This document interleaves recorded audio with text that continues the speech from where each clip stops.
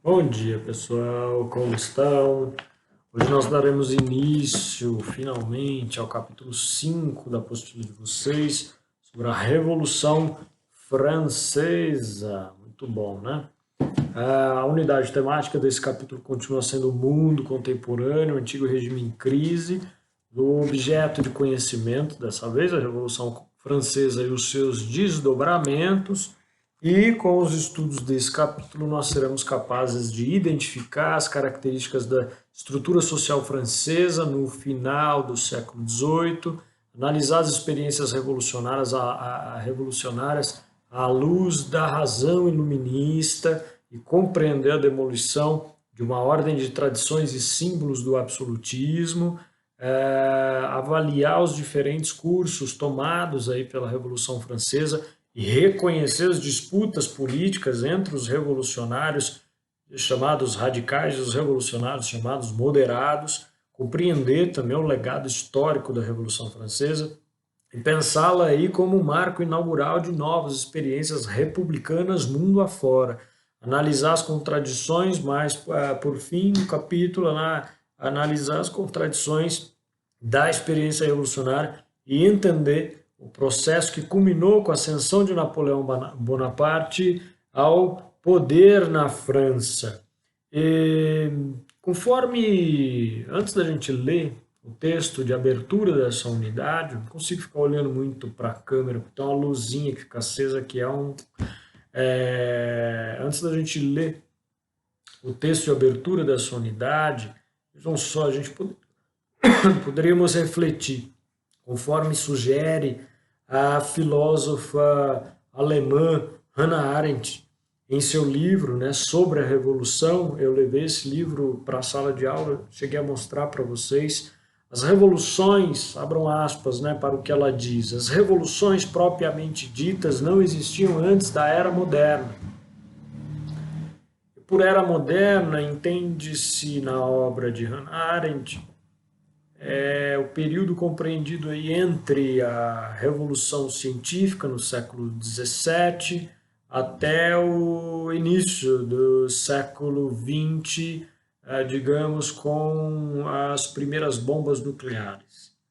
Então, por era moderna, Hannah Arendt entende uma coisa diferente de tempos modernos, a la Chaplin, sabe? Os tempos modernos são os nossos tempos, é a nossa própria contemporaneidade, que inclusive serviu de pano de fundo para a escrita da obra de Hannah Arendt sobre a era moderna, referente aí aos séculos XVII, XVIII, XIX e inícios do XX.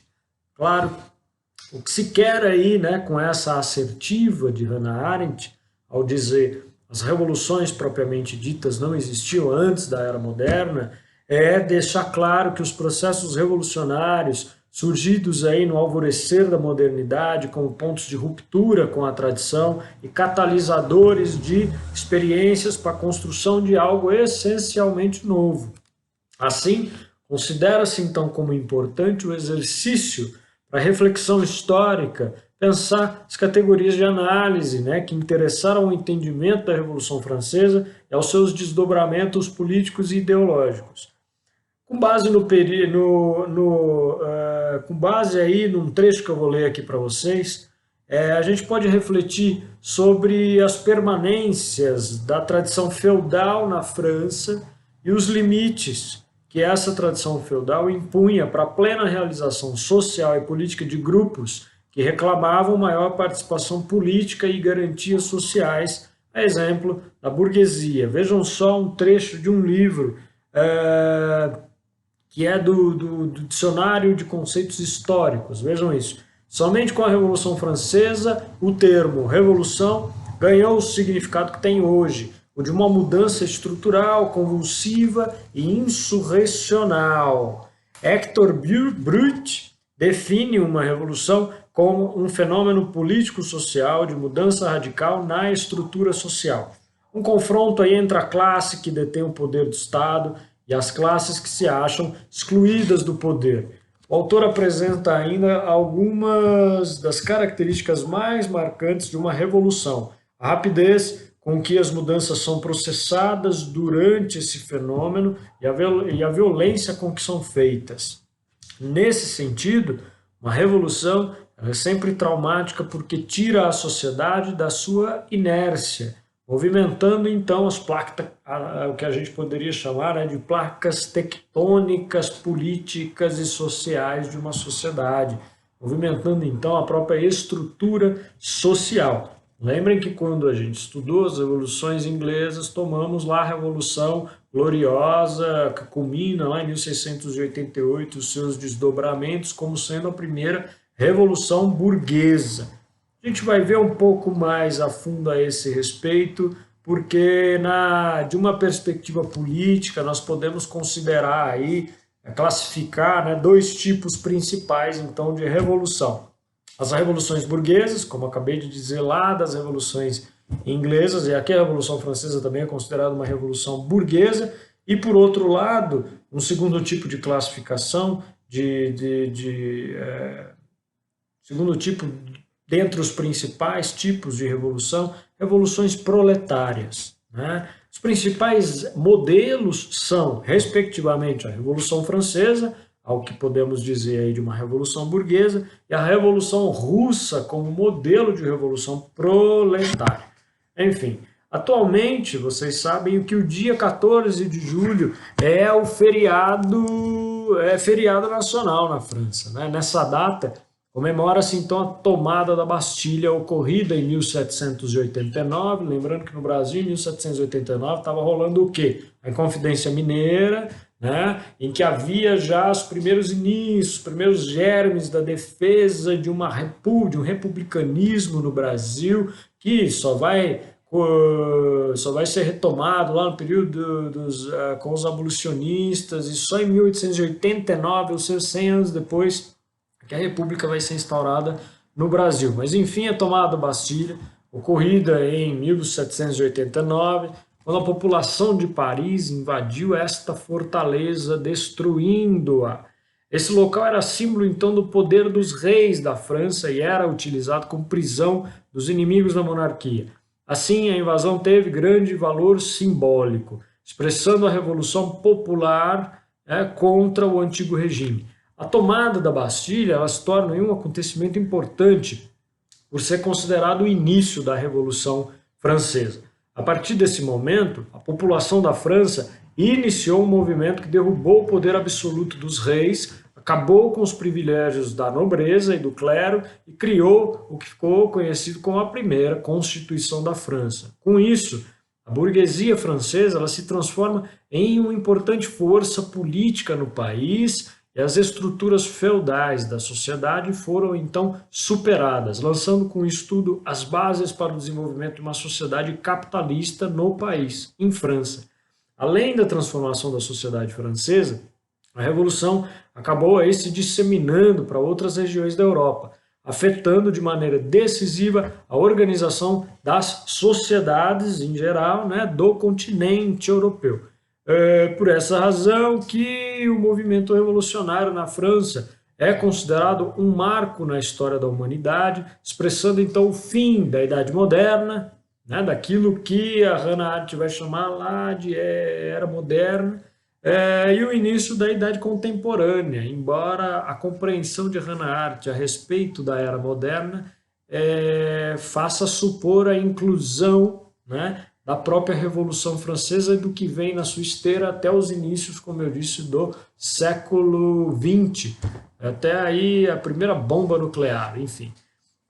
Dentro desse contexto de rupturas, mas também de permanências, se a gente pensar bem, né, uma vez que nem tudo mudou completamente, a gente vai estudar nesse capítulo especificamente, particularmente, a Revolução Francesa. A gente vai entender então o porquê esse acontecimento é um marco tão significativo, um marco histórico, historiográfico tão significativo, escolhido aí, enfim, para a representação do que é o início da Idade Contemporânea.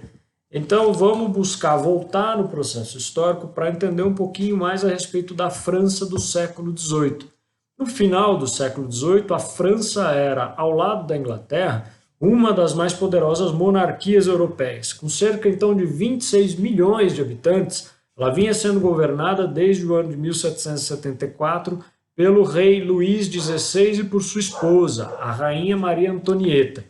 Ao contrário da Inglaterra, porém, onde vigorava uma monarquia constitucional, ou seja, uma monarquia na qual o rei deveria respeitar a Constituição, estudamos isso no outro capítulo. Na França, a monarquia ainda era absolutista, sendo o poder do monarca praticamente inquestionável. Naquela época, a França era também um dos principais centros irradiadores de cultura, de novas ideias da Europa. Festas requintadas, peças teatrais de sucesso na época eram frequentes, no país, onde brotavam então inúmeros polos de discussão, inclusive de difusão do pensamento iluminista. Bem, é possível aí, propor um diálogo sobre o longo processo histórico no qual aí a Revolução Francesa foi gestada a partir dessas considerações iniciais.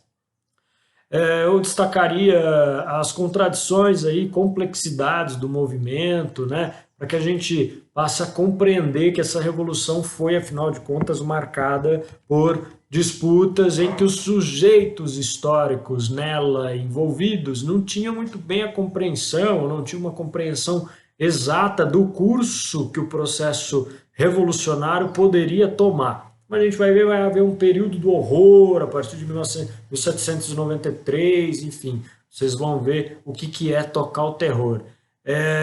Então, assim,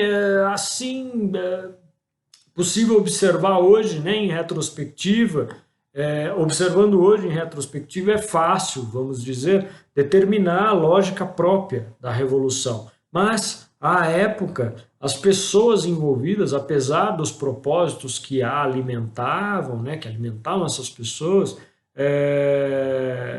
viviam vidas marcadas aí profundamente por incertezas e temores. Bem, além dessa atmosfera, como eu estava dizendo, da Paris, França, enfim, o país, de modo geral, como centro irradiador de cultura, difusão do pensamento iluminista, além dessa atmosfera de requinte e suntuosidade, a França era marcada pela opressão de muitos privilégios, dos privilégios de poucos, de muitos privilégios voltados a poucas pessoas, por assim dizer. Essa desigualdade, ela se materializava então na divisão da sociedade francesa em 3 camadas, chamadas aí de estamento, estado ou ordem. O primeiro estamento era composto pelo clero da Igreja Católica, a única religião permitida no país. Os seguidores de outras religiões, como os protestantes e os judeus, eles eram perseguidos, obviamente. O clero representava, então, 0,5% da população, ou seja, cerca de 130 mil pessoas diante de 28 milhões no total. O clero era, a Igreja Católica, possuidora de muitas terras e estavam aí aplicando impostos sobre as suas propriedades, à população, enfim, as suas rendas vinham, afinal de contas, dos dízimos que os fiéis eram obrigados a pagar. O segundo estamento na sociedade francesa da época era formado, então, pela nobreza, o cerca aí de 400 mil aristocratas, mas não percam de vista os 28 milhões totais da sociedade francesa. 400 mil apenas aristocratas faziam parte aí, desse grupo social